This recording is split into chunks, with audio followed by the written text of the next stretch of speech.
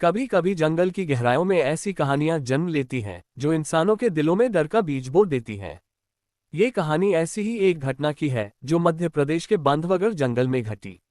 यहाँ के घने जंगल, जहाँ सूरज की किरणें भी पूरी तरह नहीं पहुंच पाती थीं, एक ऐसी त्रासदी की गवाह बनी जिसने न केवल जंगल के जीवों को बल्कि आसपास के गांवों को भी हिलाकर रख दिया। बांधवगढ़ का जंगल अपनी जैव विविधता के लिए जाना जाता था। यहाँ बाघ, तेंदुए और विशालकाय हाथी अपने परिवारों के साथ विचरण करते थे। लेकिन पिछले कुछ सालों में इंसानों और जंगल के बीच का टकराव बढ़ता जा रहा था। जंगल के किनारे बसे गांवों के लोग अपनी फसलों को बचाने के लिए जहरीले पदार्थों का इस्तेमाल करने लगे थे, और यही वह शुरुआत थी जो एक भयानक बदले की कहानी को जन्म देगी। साल 2024 की एक सर्द रात थी। बांधवगढ़ के बफर जोन में सलखानिया गांव के पास एक हाथियों का झुंड अपनी रोजमर्रा की भोजन की तलाश में निकला था। इस झुंड का नेतृत्व करता था गजराज, एक विशाल नर हाथी जिसकी उम्र लगभग 40 साल थी। उसकी आंखों में अनुभव की चमक थी और उसका विशाल शरीर जंगल में एक चलता फिरता पहाड़ जैसा लगता था। गजराज अपने झुंड के प्रति अत्यंत वफादार था। उसका झुंड, जिसमें उसकी माँ, बहनें और छोटे छोटे बच्चे शामिल थे, उसकी ताकत और समझदारी पर निर्भर था। उस रात झुंड ने सलखानिया गांव के खेतों में प्रवेश किया। गांव वाले पहले से ही हाथियों के हमलों से त्रस्त थे। उनकी फसलों को बचाने के लिए कुछ किसानों ने कोदो की फसल में जहरीला पदार्थ मिला दिया था। यह कोदो बारिश में भीगकर और जहरीला हो गया था। गजराज और उसके झुंड ने बिना किसी आशंका के उस कोदो को खा लिया। सुबह होते होते जंगल में एक भयानक मंजर सामने आया। गजराज का पूरा झुंड, उसकी माँ, बहनें और 4 छोटे बच्चे दर्द से तड़प रहे थे। वन विभाग की टीम जब वहां पहुंची तो 4 हाथी पहले ही मर चुके थे। बाकी 6 की हालत गंभीर थी। गजराज, जो किसी तरह इस जहर से बच गया था, अपने मृत परिवार के पास खड़ा था। उसकी आंखों में दुख और क्रोध की मिलीजुली भावनाएं थीं। वह बार बार अपनी सूंड से अपने मृत साथियों को छू रहा था, जैसे उन्हें जगाने की कोशिश कर रहा हो। वन विभाग के अधिकारियों ने बीमार हाथियों को बचाने की कोशिश की, लेकिन जहरीले कोदो का असर इतना गहरा था कि 6 और हाथी मर गए। कुल 10 हाथी इस त्रासदी का शिकार बने। गजराज, जो अब अकेला रह गया था, जंगल की गहराइयों में गायब हो गया। गांव वाले और वन अधिकारी यह मान रहे थे कि वह शायद सदमे में है और जल्द ही सामान्य हो जाएगा। लेकिन वे गलत थे। गजराज की आत्मा में बदले की आग सुलग रही थी। हाथी, जो अपनी बुद्धिमानी और स्मृति के लिए जाने जाते हैं, कभी नहीं भूलते। गजराज ने अपने झुंड की मौत को देखा था और उसकी समझ में यह बात साफ थी कि इसके लिए इंसान जिम्मेदार थे। वह सलखानिया गांव की ओर बढ़ा जहां उसका झुंड मारा गया था। 3 दिन बाद 2 नवंबर 2024 को सलखानिया गांव में एक भयानक घटना घटी। रात के अंधेरे में जब गांव वाले अपने घरों में सो रहे थे, गजराज ने गांव में प्रवेश किया। उसकी आंखें क्रोध से लाल थीं और उसकी चाल में एक अजीब सी शांति थी, जैसे वह किसी मिशन पर हो।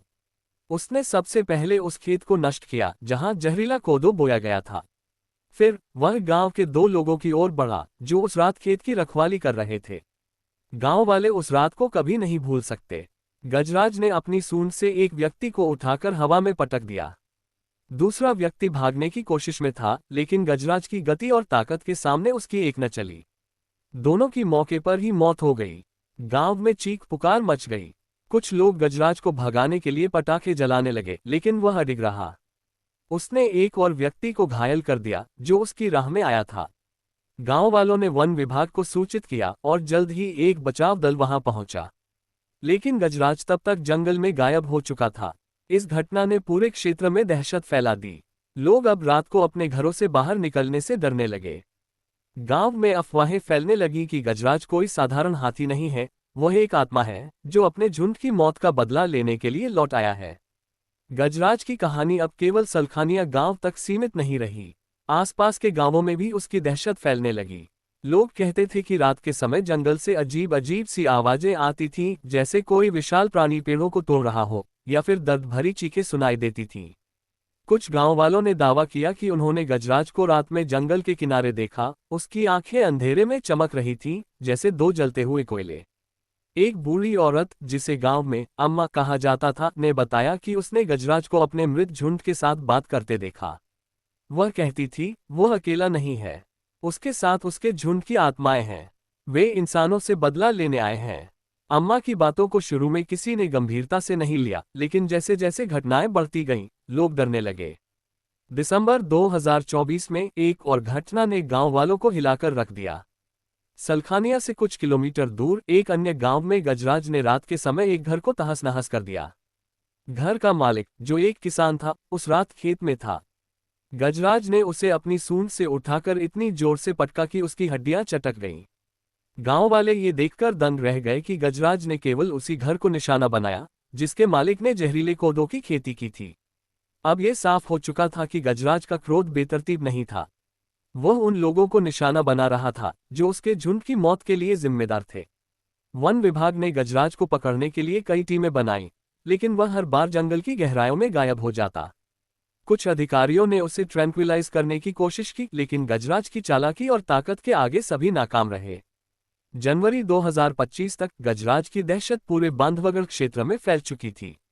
गांव वाले अब रात को अपने घरों में ताले लगाकर रहने लगे। वन विभाग ने गजराज को पकड़ने के लिए एक विशेष टास्क फोर्स बनाई, जिसमें अनुभवी पशु चिकित्सक और वन्यजीव विशेषज्ञ शामिल थे। लेकिन गजराज कोई साधारण हाथी नहीं था। उसकी हर हरकत में एक उद्देश्य था और उसका क्रोध इंसानों के प्रति बढ़ता जा रहा था। एक रात जब टास्क फोर्स जंगल में गजराज की तलाश कर रही थी, उन्हें एक भयानक दृश्य देखने को मिला। गजराज एक पुराने मंदिर के पास खड़ा था जो जंगल के बीच में था। मंदिर के आसपास मृत हाथियों की हड्डियां बिखरी हुई थीं, जैसे कोई अनुष्ठान हुआ हो। गजराज ने अपनी सूंड उठाई और एक लंबी, दर्द भरी चीख निकाली। उसकी आवाज इतनी भयावह थी कि टास्क फोर्स के कुछ सदस्य डर के मारे पीछे हट गए। अचानक गजराज ने टास्क फोर्स की ओर देखा। उसकी आंखें क्रोध और दुख से भरी थीं। वह धीरे धीरे उनकी ओर बढ़ा, लेकिन फिर रुक गया। ऐसा लगा जैसे वह कुछ कहना चाहता हो। टास्क फोर्स के एक सदस्य, डॉक्टर रमन सुकुमार, जो हाथियों के व्यवहार के विशेषज्ञ थे, ने गजराज से बात करने की कोशिश की। उन्होंने कहा, हम तुम्हें समझते हैं गजराज, हम तुम्हारे दुख को समझते हैं, लेकिन ये रास्ता सही नहीं है।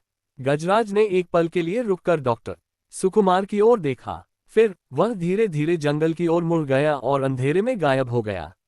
यह आखिरी बार था जब किसी ने गजराज को देखा। गजराज की कहानी आज भी बांधवगढ़ के जंगल में गूंजती है।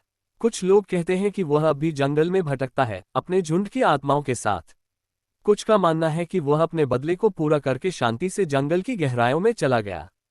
लेकिन एक बात तो तय है, गजराज की कहानी ने इंसानों को ये सिखाया कि प्रकृति के साथ छेड़छाड़ का अंजाम भयानक हो सकता है।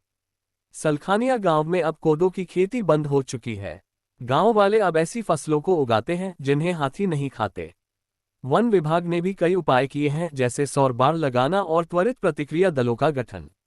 लेकिन गजराज की स्मृति आज भी गांव वालों के दिलों में एक डर के रूप में बसी हुई है। रात के समय जब जंगल में सन्नाटा छा जाता है, कुछ लोग कहते हैं कि वे गजराज की चीख सुनते हैं। ये चीख न केवल दुख की है, बल्कि एक चेतावनी भी है। प्रकृति का अनादर करने की सजा बहुत भारी